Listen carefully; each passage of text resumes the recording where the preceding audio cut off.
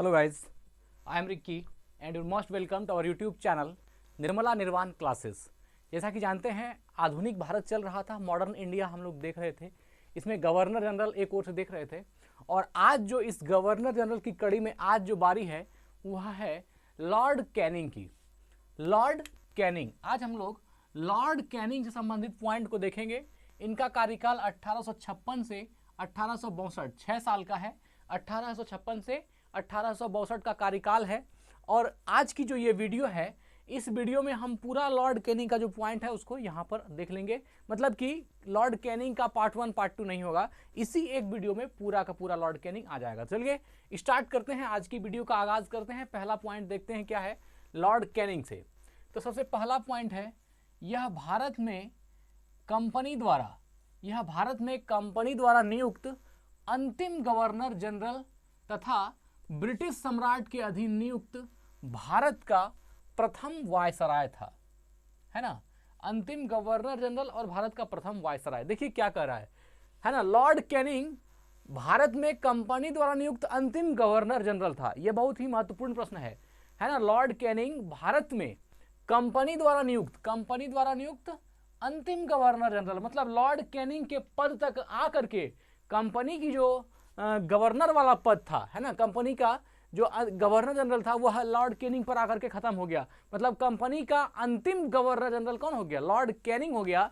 और भारत का, है ना, तथा ब्रिटिश सम्राट के अधीन नियुक्त भारत का प्रथम वायसराय हो गया। मतलब प्रथम वायसराय और कंपनी का अंतिम गवर्नर जनरल कौन हो गया? Lord Canning. कंपनी का अंतिम गवर्नर जनरल लॉर्ड कैनिंग हो गया और ब्रिटिश सम्राट के अधीन नियुक्त भारत का प्रथम वायसराय लॉर्ड कैनिंग हो गया। तो भारत का प्रथम वायसराय लॉर्ड कैनिंग कह लीजिए या फिर कंपनी का अंतिम गवर्नर जनरल लॉर्ड कैनिंग कह लीजिए। अब एक बात है, ये गवर्नर जनरल, गवर्नर और जो वायसराय है ये क्या होता है? वायसराय क्या है, गवर्नर जनरल क्या है और गवर्नर क्या है? ये तीनों ही चीजों को आप समझ लीजिए। मान लीजिए अगर हम गवर्नर की बात करते हैं तो यह भारत में ईस्ट इंडिया कंपनी का प्रतिनिधि होता था। भारत में ईस्ट इंडिया कंपनी के प्रतिनिधि को हम लोग क्या कहते थे? गवर्नर कहते थे। तो गवर्नर का मतलब हो गया भारत में ईस्ट इंडिया कंपनी के प्रतिनिधि। अब देखिए, अब दूसरी बात है गवर्नर जनरल। तो गवर्नर जनरल क्या है? यह 1773 के जो रेगुलेटिंग एक्ट के बाद शासन चलाने के लिए गवर्नर जनरल का पद जो है सृजित किया गया। मतलब 1773 का जो रेगुलेटिंग एक्ट आया उसके बाद ये गवर्नर जनरल का पद आया। 1773 के रेगुलेटिंग एक्ट के पहले सिर्फ गवर्नर चलता था, भारत का गवर्नर, लेकिन 1773 के रेगुलेटिंग एक्ट के बाद गवर्नर जनरल का पद आया, है ना। गवर्नर जनरल के पद को सृजित किया गया या कहिए कि इसको बनाया गया। और एक है वायसराय। अब यह वायसराय कौन था? गवर्नर, गवर्नर जनरल और वायसराय क्या था? तो यह भारत में इंग्लैंड के क्राउन का प्रतिनिधित्व करता था। ये जो वायसराय है, वायसराय क्या करता था? भारत में इंग्लैंड के क्राउन का प्रतिनिधित्व करता था। जो इंग्लैंड का क्राउन है उसका प्रतिनिधित्व ये भारत में करता था। कौन? वायसराय। तो अब आपको समझ में आया होगा गवर्नर, गवर्नर जनरल और वायसराय, ये तीनों चीज। चलिए आगे बढ़ते हैं। कैनिंग, लॉर्ड कैनिंग के समय की सबसे महत्वपूर्ण घटना थी सन 1857 ईस्वी का ऐतिहासिक विद्रोह, है ना। 1857 ईस्वी का ऐतिहासिक विद्रोह। क्या कर रहा है? लॉर्ड कैनिंग के समय की जो सबसे महत्वपूर्ण घटना थी, सबसे जो मोस्ट इंपॉर्टेंट इवेंट था वह था 1857, है ना, 1857 का ऐतिहासिक विद्रोह। यह ऐतिहासिक विद्रोह 1857 की क्रांति कह सकते हैं, 1857 की ऐतिहासिक विद्रोह बोलिए या भारत के लिए प्रथम स्वाधीनता संग्राम की प्रथम लड़ाई बोलिए, वह भी 1857 है। तो यह जो है कुल मिलाकर के यह महत्वपूर्ण घटना थी लॉर्ड कैनिंग के काल की, 1857 की घटना। 1857 की घटना हम लोगों के लिए भी बहुत ही इंपॉर्टेंट चीज थी। अगर 1857 की घटना में हम लोग एकजुट हुए होते तो जो देश 15 अगस्त 1947 को आजाद हुआ वह 1857 में ही वो काम हो गया होता। लेकिन हमारी एकजुटता नहीं थी, हमें एकता नहीं थी और हम जो है खंड खंड में बटे हुए थे। इसी का खामियाजा भुगतना पड़ा कि हम लोगों को और ज़्यादा दिन तक अंग्रेजों का शासन रहा। 1857 की जो ये ऐतिहासिक विद्रोह था, इसमें हुआ था क्या, ये एक एनाफील्ड राइफल होती थी, उस राइफल जो एनाफील्ड राइफल हुआ, उस राइफल की जो कारतूस होती थी वह चर्बी वाली होती थी। मतलब ये होता था कि कारतूस को छोड़ने से पहले दांत से खींचना पड़ता था, और वह दांत से खींचने में क्या होता था कि उसमें माना जाता था कि गाय और सूअर की चर्बी का इस्तेमाल किया जाता है जो दांत से खींचा जाता है। तो अब जो हिंदू सैनिक थे उसको ये हो गया कि हमारा धर्म हिंदू है, हम गाय को अपनी माता के समान मानते हैं और हम उससे बनी हुई चर्बी को, उससे बनी हुई कारतूस को दांत में लेंगे, हमारा धर्म भ्रष्ट हो जाएगा। और यह एक तरह से सैनिकों का अपना मानना भी सही था। अब उसमें सैनिक मुसलमान भी थे। अब मुस्लिम सैनिकों का यह मानना था कि सूअर को जो है वो हराम मानते हैं, वह सूअर उसके लिए जो है हराम है, उसके धर्म में या उसकी संस्कृति में जो भी समझिए, तो वह उसके लिए भी हानिकारक थी कि हम हराम वाली चीज़ को अपने मुंह में लेंगे, हराम की चर्बी को मुंह में लेंगे नहीं। तो हिंदू और मुसलमान दोनों ही सैनिकों में इस चर्बी वाली कारतूस को लेकर के आग भड़क गई, और जो है वह इस कारतूस को दांत से खींचने के लिए तैयार नहीं हुआ। और जो एनाफील्ड राइफल बनी गई, एनाफील्ड राइफल जो बनाया गया था, वह उसके कारतूस को खींचने में मतलब कि जो है एग्री नहीं कर रहा था, और इसलिए क्या हो गया, विद्रोह हो गया। और अंग्रेज चाहते थे कि वो राइफल है उसमें जो वो कारतूस लगाई जाती है वह ये लोग यूज करे, ये सैनिक उसका इस्तेमाल करे। लेकिन सैनिक अपने धर्मगत मामला को लेकर के जो है वह उस चीज़ को नहीं मानना चाह रहा था और नहीं जो है उसके लिए तैयार नहीं था। तो यह कहीं ना कहीं एक तरह से बुझिए तो सैनिकों के साथ भी जोर जबरदस्ती ही की जा रही थी, और इस तरह करके क्या हो गया, वो एक विद्रोह का रूप ले लिया। जितने भी सैनिक थे उन्होंने विद्रोह कर दिया कि नहीं, हम इसका यूज नहीं करेंगे, इसका इस्तेमाल नहीं करेंगे, इससे हमारा धर्म भ्रष्ट हो जाएगा। तो ये थी 1857 की घटना, और इसी के साथ ऐतिहासिक विद्रोह। इसमें झांसी की रानी, बाबू वीर कुंवर सिंह, सबका योगदान अलग अलग भी रहा। इन लोगों ने भी इसको बहुत हद तक इस विद्रोह को और बढ़ाने का प्रयास किया, लेकिन बाद में अंग्रेजों ने इस विद्रोह को भी कुचल दिया, और कुचल दिया तब तो बाद तक शासन कर सका। चलिए आगे बढ़ते हैं। इसी विद्रोह के बाद, है ना, कोई कोई इसको सैनिक विद्रोह भी कहता है, इसी विद्रोह के बाद अर्थात 1857 के ऐतिहासिक विद्रोह के बाद प्रशासनिक सुधार के अंतर्गत भारत का शासन, है ना, भारत का शासन कंपनी के हाथों से सीधे ब्रिटिश सरकार के नियंत्रण में ले लिया गया।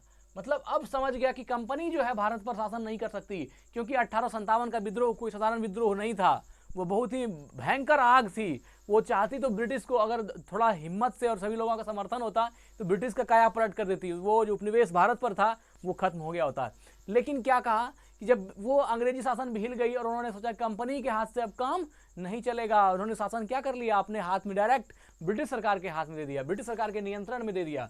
देखिए क्या कहता है, इसी विद्रोह के साथ 1857 के इसी विद्रोह के बाद प्रशासनिक सुधार के अंतर्गत भारत का शासन कंपनी के हाथों से, अब भारत का शासन कंपनी के हाथों से चल रहा था, उसके हाथों से नहीं चलेगा, कंपनी के हाथों से सीधे ब्रिटिश सरकार के नियंत्रण में ले लिया गया। अब डायरेक्ट ब्रिटिश सरकार जो है हुकूमत करना शुरू कर दी, और डायरेक्ट क्या किया, भारत का पूरा उपनिवेश जो है अपने नियंत्रण में ले लिया। कोई कंपनी शासन नहीं करेगी, कंपनी से क्या कर दिया, प्रशासनिक बदलाव लाया और उसको हटा दिया। चलिए अब देखते हैं, कैनिंग के समय अर्थात लॉर्ड कैनिंग के समय 1861 ईस्वी में उच्च न्यायालय अधिनियम बनाया गया, जिसके अनुसार पुरानी सुप्रीम कोर्ट और सदर अदालतों को समाप्त कर दिया गया, तथा कलकत्ता, मद्रास तथा मुंबई में एक एक उच्च न्यायालय की स्थापना की गई। अब क्या बोला, कैनिंग के समय 1861 ईस्वी में उच्च न्यायालय अधिनियम बनाया गया। क्या बनाया गया 1861 में, लॉर्ड कैनिंग के समय उच्च न्यायालय अधिनियम बनाया गया, और इसी उच्च न्यायालय अधिनियम के अनुसार क्या किया, पुरानी सुप्रीम कोर्ट, है ना, और सदर अदालतों को समाप्त कर दिया। पुराना सुप्रीम कोर्ट भी खत्म कर दिया और पुरानी सदर अदालत को भी खत्म कर दिया। इसके पीछे कारण है कि अब शासन कंपनी के हाथ में नहीं रहा, अब शासन ब्रिटिश सरकार डायरेक्ट अपने नियंत्रण में ले ली। इसलिए क्या कर दिया, पुराना सुप्रीम कोर्ट भी हटा दिया और पुरानी सदर अदालतों को भी समाप्त कर दिया, तथा कलकत्ता, मद्रास और मुंबई में एक एक उच्च न्यायालय की स्थापना की। और तीनों जगह क्या किया, कलकत्ता, मद्रास और मुंबई में उच्च न्यायालय की स्थापना की। चलिए आगे बढ़ते हैं। 1866 ईस्वी में आगरा में एक उच्च न्यायालय की स्थापना की गई, जिसे 1875 ईस्वी में इलाहाबाद स्थानांतरित कर दिया गया। मतलब कह रहा है आगरा में 1866 ईस्वी में, है ना, 1866 ईस्वी में आगरा में एक उच्च न्यायालय की स्थापना की गई है, हाई कोर्ट का उच्च न्यायालय की स्थापना की गई, जिसे 1875 में इलाहाबाद, जिसे 1875 ईस्वी में क्या कर दिया, इलाहाबाद स्थानांतरित कर दिया गया, स्थानांतरित कर दिया गया, इलाहाबाद भेज दिया गया। देखिए ये जो यूपी का जो ये शहर है इलाहाबाद, बहुत फेमस है। आप देखेंगे बड़ा बड़ा हस्ती इलाहाबाद से है, और ये सिटी भी बहुत मस्त है, बहुत साफ़ सुथरा और अच्छी सिटी है। तो इलाहाबाद, इसलिए आप देखिएगा आगरा, इलाहाबाद, ये सब जो है ना यूपी का बड़ा फेमस सिटी में से एक है। आप जानते हैं कि आनंद शांति, ये जो जवाहरलाल नेहरू का घर था वह भी इलाहाबाद में था, अमिताभ बच्चन का जो घर है वह भी इलाहाबाद में है। तो ये बहुत फेमस जगह है। तो क्या कहा, 1866 में आगरा में एक उच्च न्यायालय की स्थापना की गई, जिसे 1875 में क्या कर दिया, इलाहाबाद स्थानांतरित कर दिया। यह बहुत ही महत्वपूर्ण प्रश्न था, ध्यान रखिएगा इसको। चलिए, आगरा में एक उच्च न्यायालय की स्थापना कब की गई, कहेगा 1866 में, है ना। आगरा में एक उच्च न्यायालय की स्थापना कब की गई, 1866 में, और इसे 1875 में किस शहर में स्थानांतरित कर दिया गया, इलाहाबाद में।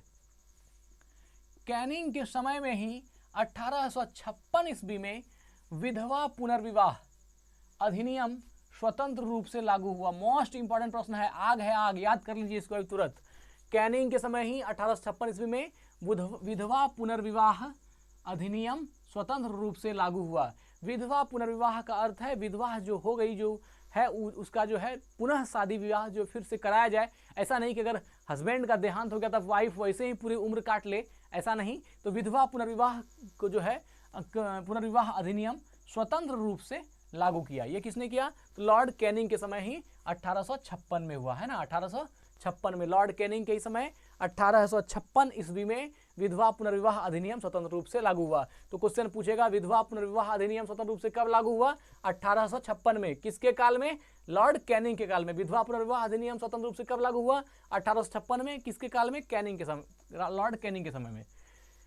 भारत में पहला कानून विधवा विवाह कलकत्ता में 7 दिसंबर 1856 ईस्वी को ईश्वर चंद्र विद्यासागर की प्रेरणा और देखरेख में संपन्न हुआ।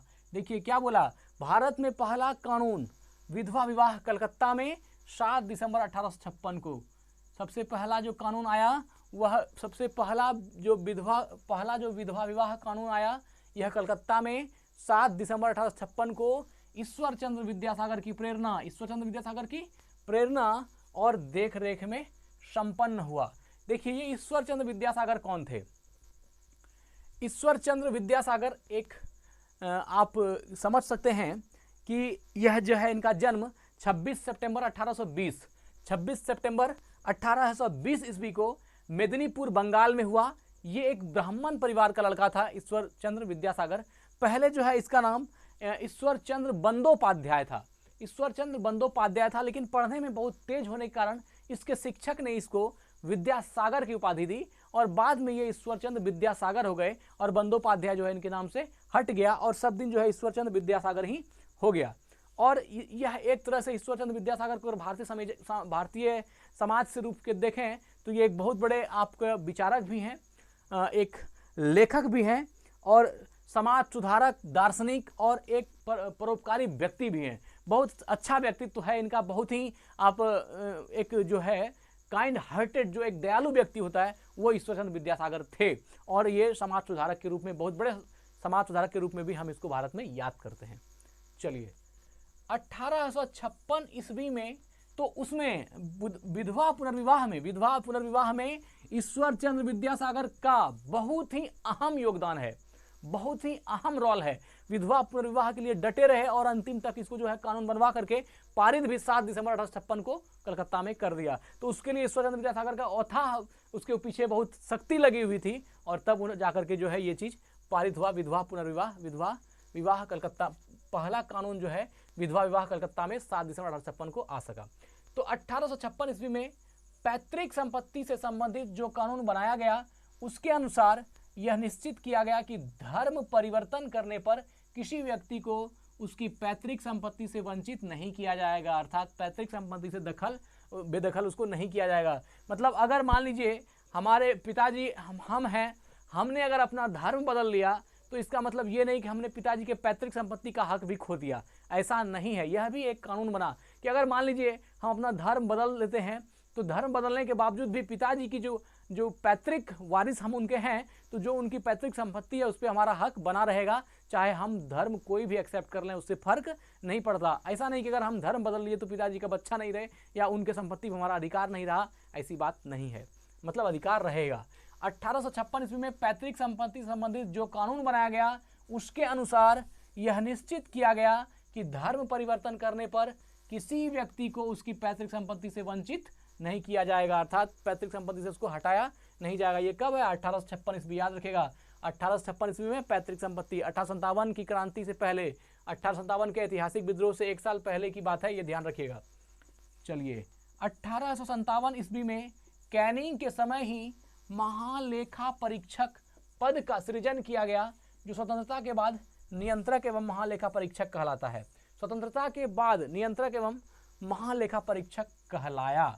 तो अब देखिए 1857 में, कब? 1857 में कैनिंग के समय ही, 1857 में लॉर्ड कैनिंग के समय ही महालेखा परीक्षक पद का सृजन हुआ। अब ये महालेखा पद क्या होता है? महालेखा परीक्षक क्या होता है?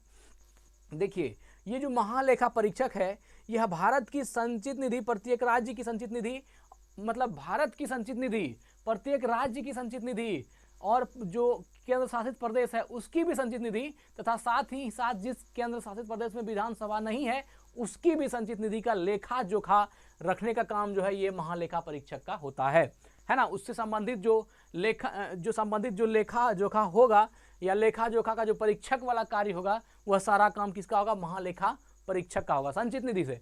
तो यह जो है आपको ध्यान रखना है। क्या 1837 में कैनिंग के समय ही महालेखा परीक्षक पद का सृजन किया गया, जो स्वतंत्रता के बाद नियंत्रक भी कह सकते हैं, नियंत्रक एवं महालेखा परीक्षक कहलाया। चलिए आगे बढ़ते हैं।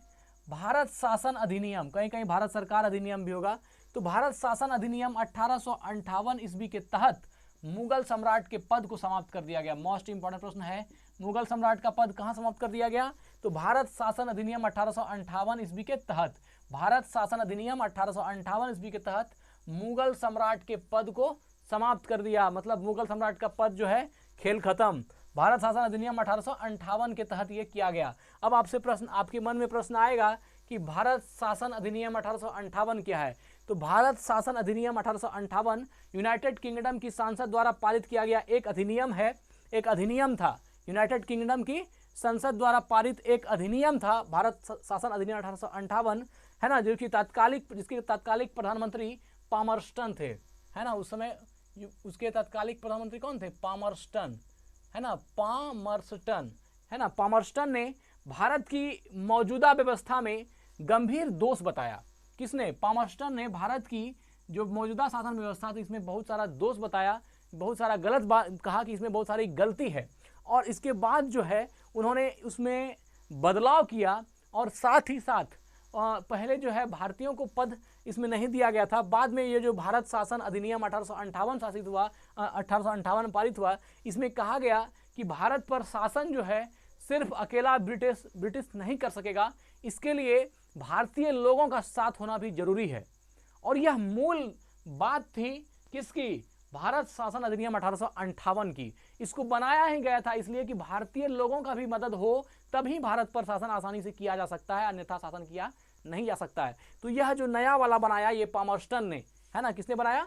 पामरस्टन ने। इसने भारतीय उपनिवेश को एक तरह से ब्रिटेन का जो राजशाही है उसको हस्तांतरित करने के लिए एक विधेयक के रूप में इसको लाया। किसने? पामरस्टन ने, है ना। ब्रिटेन का जो आप कह सकते हैं क्राउन लोग है, या आप कह सकते हैं कि ब्रिटेन को जो राजशाही लोग हुए उसके हाथों में सत्ता देने के लिए, या एक तरह से कहिए कि भारतीयों का मदद लेकर के उसके हाथों में सत्ता देने के लिए एक अधिनियम तैयार किया गया। उस अधिनियम का नाम रखा गया भारत शासन अधिनियम 1858। अब बात समझ में आई क्या हम कहना चाह रहे हैं?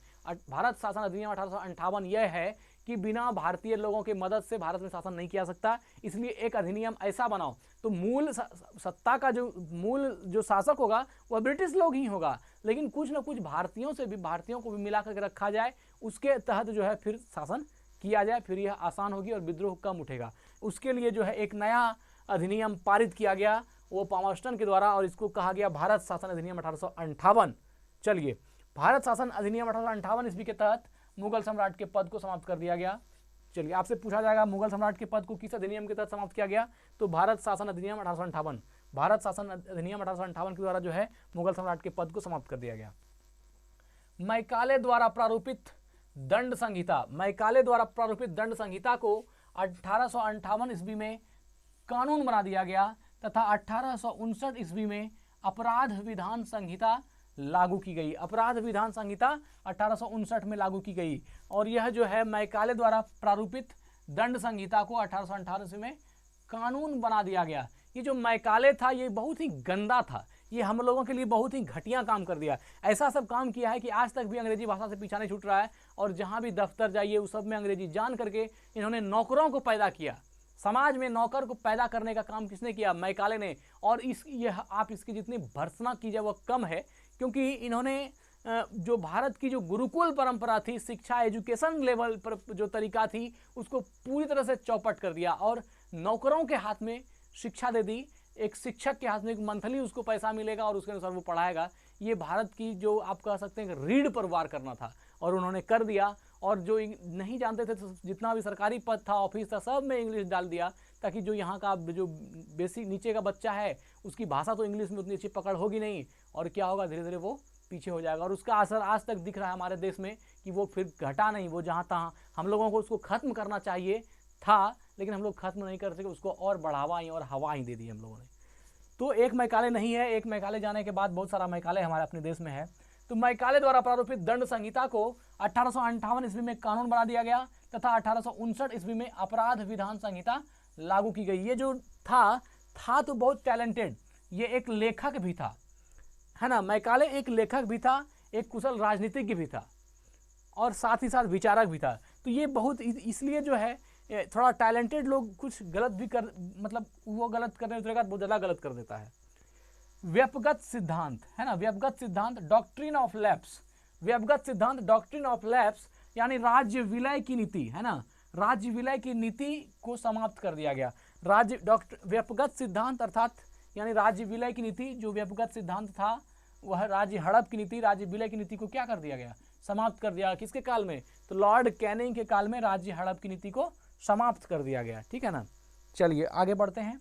अब आते हैं 1861, है ना। 1861 ईस्वी में इंडियन काउंसिल एक्ट, है ना, 1859 ईस्वी में इंडियन काउंसिल एक्ट पारित हुआ तथा पोर्टफोलियो प्रणाली लागू की गई। पोर्टफोलियो प्रणाली लागू की गई। देखिए अब यहाँ पर 1861 ईस्वी में यह जो है इंडियन काउंसिल एक्ट पारित हुआ तो आपके मन में आता होगा कि इंडियन काउंसिल एक्ट आखिर है क्या, है ना। इंडियन काउंसिल एक्ट आखिर है क्या? 1857 की क्रांति के बाद ब्रिटिश सरकार ने यह महसूस किया कि बिना भारतीयों के सहयोग किए जो है भारत को शासन करना संभव नहीं है और उन्होंने इसके लिए एक नीति बनाई जिसको इंडियन काउंसिल एक्ट कहा जाता है या इंडियन काउंसिल एक्ट द्वारा पारित हुआ